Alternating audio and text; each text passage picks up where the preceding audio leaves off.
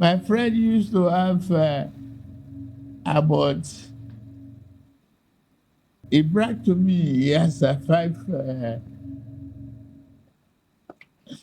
Rolls Royce. The other day, I saw him in his Honda Accord. Oh, he said, that's where you put me.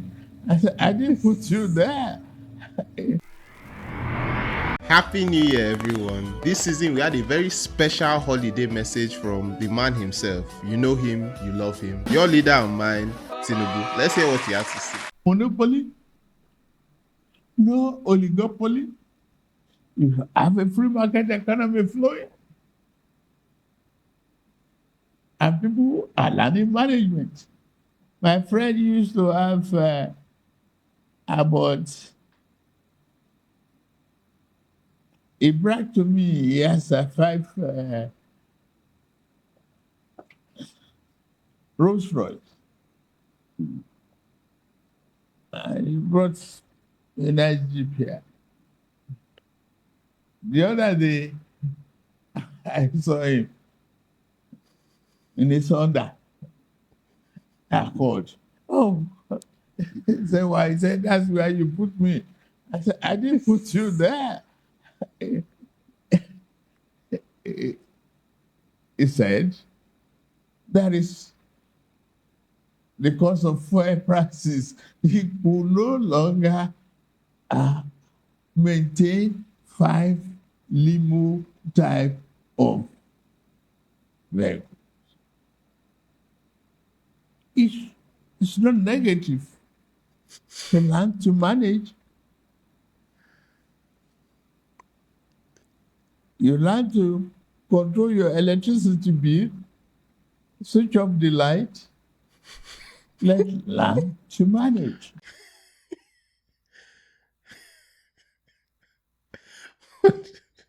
Honestly, I'm so tired of talking about this guy. I'm so tired of talking about Tinubu. In fact, I think my New Year's resolution is going to be no more Tinubu talk. I think that's what's going to be my 2025 resolution. Or should I keep talking about him? Let me know in the comments. Because at this point, it just feels like he just has to do something outrageous every month, just to remind us that he's still in charge. It's just like that boss that makes everybody bow down to them in the morning, just to remind themselves that they are the boss and they have power over you. I have so many issues with the story that Tinubu told. There are so many plot holes in there. Like, the first thing is, who is this friend that he's talking about that had 5 Rolls Royces and now drives a Honda? And if the person is truly his friend, why is he celebrating his downfall?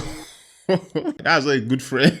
But what interests me more and what Tinubu unwittingly did with this video is that he actually legitimized the hardship that Nigerians are going through. Because if your so-called friend is dropping 5 Rolls Royces, 5, to drive a Honda, imagine what the average Nigerian, the cutbacks they have had to make this period due to the hardship. Maybe now the online bots that are always in my comments say stop spreading propaganda, even though all the news I share is verifiable. Maybe now they will stop because they have heard from their leader that things are bad. Because in the past few weeks, we have witnessed some of the worst tragedies that this nation has ever faced. People are stampeding and trampling over each other for food. In the past 3 weeks, we had 3 different reported cases of people stampeding for food and losing their lives in the process. One of them was a children's fun fair in Ibadan, which happened to take place at an Islamic secondary school. Over 35 children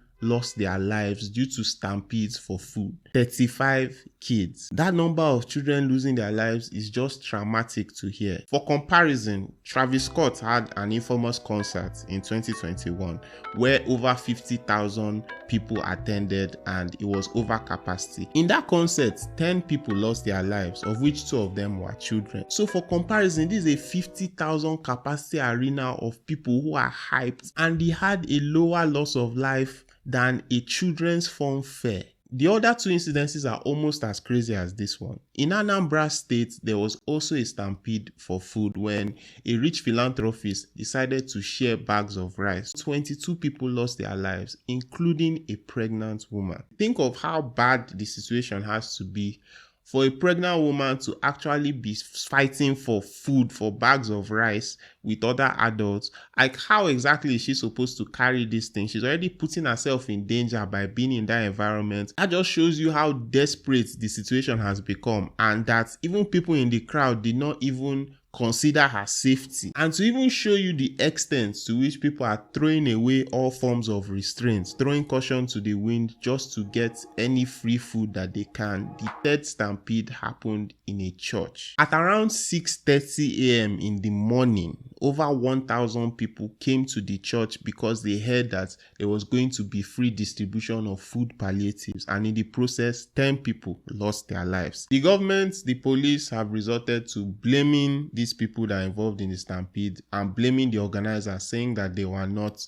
organized enough. In fact, Nigerian police has said that there should be no food distributions without informing the police prior. Tragedy can strike at any time because people are hungry. As a Nigerian, stories like this, they really make you to reflect on your life as a citizen, because when I was younger, I know I would read similar stories like this about other African countries, and I would think to myself, wow, that's terrible. They must be really suffering over there. I would think to myself that that can never be us. Like, that can never be Nigerians. That we have too many intelligent, enterprising young people that would never happen. But that's 100% us now. I am truly hoping that as we are crossing over into a new year and we're entering 2025, that we can break away from these norms, we can find more reasons to stay hopeful, and we can collectively find better solutions to these problems going forward. I need to see more positive stories coming from Nigeria in 2025. Thank you so much for watching. I ask you to like and subscribe and hit the notification bell so that you can be informed whenever I post a new video. I sincerely wish you better days ahead and a happy 2025. My name is Obi King. I'll see you guys in the next one.